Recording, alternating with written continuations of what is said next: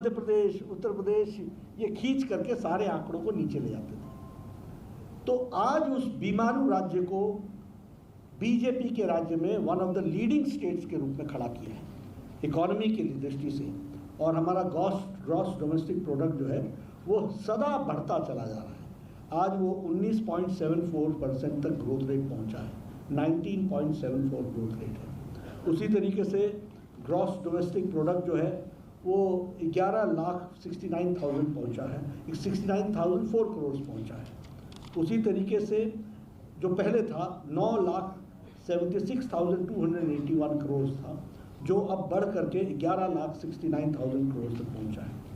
Per capita income Madhya Pradesh की 1,24,000 per annum per capita income पहुंची है और देश की भी बढ़ी है, 79,000 से 1,50,000 तक पहुंच गई है per capita income. Ayushman Bharat में आपने 2,87,00,000 आपने कार्ड्स बनवाए, एक बहुत बड़ी छलांग। अब ये ऐसी आपसे मैं चर्चा कर रहा हूँ क्योंकि जनरली चर्चा के लिए ज्ञानव्यापी और बाकी सभी होते हैं, इन मुद्दों पर चर्चा नहीं होती, इसलिए मैं उन पर फोकस दे रहा हूँ।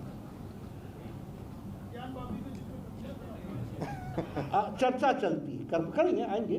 आप हमको ये बात समझनी पड़ेगी कि अमेरिका का एजेंडा हेल्थ सिक्योरिटी है। 3 प्रेसिडेंट्स बदल गए, सबका हेल्थ सिक्योरिटी एजेंडा था। यूरोप का सारे चुनाव हेल्थ सिक्योरिटी पर लड़ते हैं और स्वास्थ्य मंत्री के बतौर हम बताना चाहते हैं कि आप विदेश में जाओ तो हमेशा universal health coverage, universal health assurance, ये शब्द हैं ऐसे जो एक तरीके से मॉडर्न सोसाइटी के मापदंड माने जाते हैं। भारत ने 50 करोड़ की जनता, 10 करोड़ 74 लाख परिवार और गरीब लोग। कौन है वो? रेड़ी वाला, फेड़ी वाला, ठेले वाला,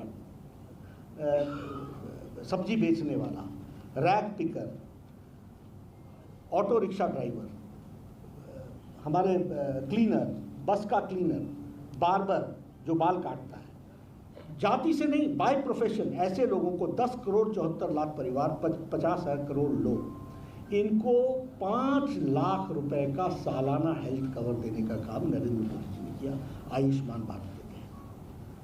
5 लाख गंभीर बीमारियां और लगभग 1,500 बीमारियां हैं जो उसमें जोड़ी गई हैं जिनको ये बीमारी से।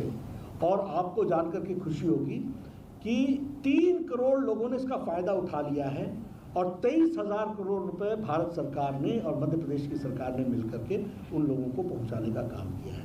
तो आयुष्मान भारत, ये यूनिवर्सल हेल्थ कवरेज, यानी 50 करोड़ का मतलब हो गया 40% ऑफ इंडियन पॉपुलेशन, और ये गरीब लोग, इनको लाने का काम उसमें किया गया है। ये हमको ध्यान में रखना चाहिए। उसी तरीके से आपके यहाँ मेडिकल कॉलेज भी, आपने 17 मेडिकल कॉलेजेस की आपने अप्रूवल दी है।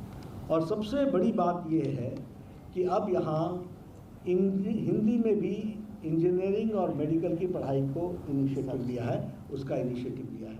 बीजेपी के अध्यक्ष जेपी नड्डा मध्य प्रदेश में और भोपाल में एक प्रेस वार्ता को संबोधित करते हुए जहां उन्होंने सरकार की उपलब्धियों के आंकड़े गिनाए और यह भी बताया कि बीजेपी के कार्यकाल में ही मध्य प्रदेश एक बीमारू राज्य से देश का सबसे अग्रिम राज्य बनकर उभरा है। मुख्यमंत्री शिवराज सिंह चौहान उनके दाईं तरफ बैठे हुए, और यह भी गिनाया गया कि बीजेपी के कार्यकर्ताओं ने हर प्रकार की मदद की है कोविड काल में, राशन से लेकर आवश्यक दवाइयां पहुंचाने तक, और जो जरूरतमंद हैं उनकी चिकित्सा का ध्यान रखने तक। कई सारे ऐसे कर्मठ कार्यकर्ता हैं जिनका बखान अब नरेंद्र मोदी ऐप में भी किया जा रहा है। सेवा ही समर्पण का मैसेज, कोरोना में कार्यकर्ताओं ने जो मदद की उसके लिए सबको साधुवाद। और यह भी बताया कि देश भर से करीब 50,000 बूथ में से 1397 ऐसे कार्यकर्ता चुने गए हैं जो करीब 3 दशक से ज्यादा बीजेपी एज अ पार्टी उसकी सेवा में लगे हैं, कार्यरत हैं। और कोरोना 2020 की जनवरी में आया, 2020 के अप्रैल में टास्क फोर्स बना। तो जेपी नड्डा वहां संबोधित कर रहे हैं, कह रहे हैं जो चर्चा में विषय हैं और जो चर्चित विषय नहीं होते उन दोनों का बखान करते हुए जेपी नड्डा। हम रुख करते हैं अखाड़ा में एक बार फिर रूस यूक्रेन महायुद्ध की ओर।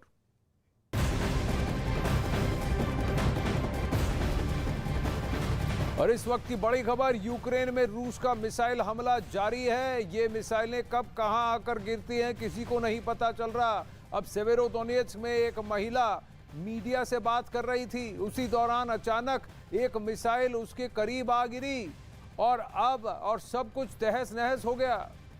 मिसाइल हमले की इस तस्वीरों को जिसने देखा वो सिहर उठा।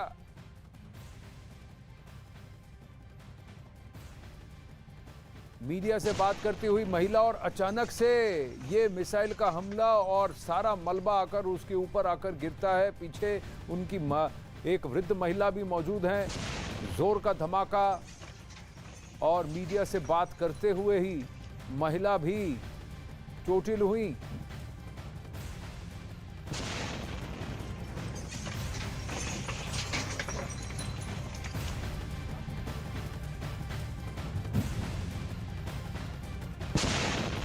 युद्ध की ऐसी ही परिस्थिति है। पिसता तो आम आदमी, आम महिला ही है। अब कहा यह भी जा रहा है कि अमेरिका को यह डर है कि अगर उसने यूक्रेन को हीमार्स की लॉन्ग रेंज रॉकेट दिए और यूक्रेन ने उसका प्रयोग रूस के खिलाफ कर दिया तो इसकी सीधी आंच अमेरिका तक आएगी, क्योंकि इस रॉकेट की रेंज 500 किलोमीटर है और यूक्रेन को यह हथियार मिला है कि वो रूस के बड़े शहरों को निशाना बना सकता है। हीमार्स रॉकेट सिस्टम में 6 रॉकेट ट्यूब वाले 2 हिस्से होते हैं और एक साथ ये 12 रॉकेट दागता है। आप इसे इस आर्टिलरी रॉकेट सिस्टम में मैगजीन भी कह सकते हैं।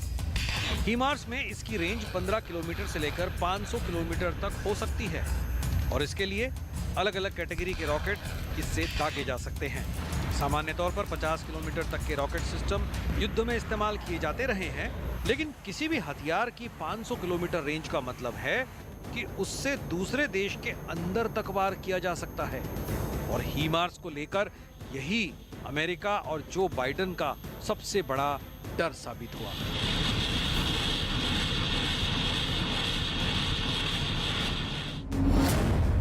बाइडेन को लगा कि अगर वो लंबी दूरी के रॉकेट वाला HIMARS multi launcher rocket system Zelensky को दे देंगे तो यूक्रेन कीव और खार्किव में उन्हें तैनात करके रूस के अंदर तक रॉकेट से हमले करेगा, यानी ऐसे हमले जिससे रूस के कई शहर भी इस युद्ध की चपेट में आ जाएंगे।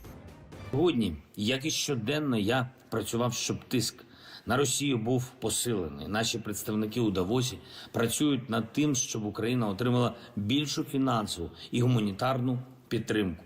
А для всіх дипломатів нашої держави абсолютний пріоритет – це зброя і боєприпаси для нашої держави. इस रॉकेट सिस्टम को लेकर बाइडेन का सबसे बड़ा डर ये रहा है कि अगर जेलेंस्की ने इसका इस्तेमाल रूस पर किया तो पुतिन का रिएक्शन क्या होगा। क्या इस लंबी रेंज वाले रॉकेट की डील यूरोप में बड़ा युद्ध भड़का देगी। बाइडेन ये भी सोचते रहे कि पुतिन अगर जवाब देंगे तो उसकी रेंज कहां तक रहेगी। क्या पुतिन के गुस्से की जद में सबसे पहले पोलैंड आएगा, जहां के रास्ते अमेरिका और नेटो देश जेलेंस्की को नए हथियार पहुंचा रहे हैं। पोलैंड के प्रधानमंत्री ने भी बहुत बड़ा खतरा जाहिर कर दिया है, जिससे आप पूरे यूरोप में व्लादिमीर पुतिन का खौफ समझ सकते हैं। Europe and the free world loses this battle, loses this war, we are not going to be safe any longer, because we will always be under threat and blackmail from Putin.